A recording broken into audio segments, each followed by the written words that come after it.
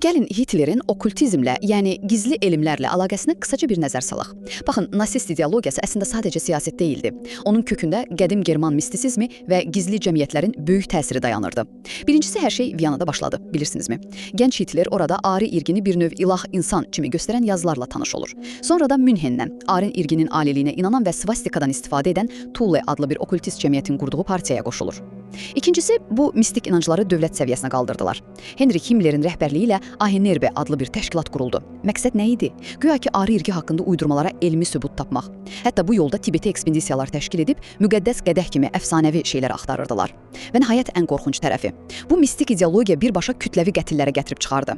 Yəni onlar yəhudilərə sadəcə siyasi rəqib kimi baxmırdılar. Onları arı qanını pozan bir növ anti-insan kimi görürdülər. Məhz bu sözdə mənəvi əsaslandırma ilə milyonlarla insanın məhvinə haqq qazandırdılar. Bir sözlə, nasist rejimi sadəcə siyasi bir hərəkat yox, irki üstünlük haqqında qurulmuş təhlükəli bir mistik kult idi.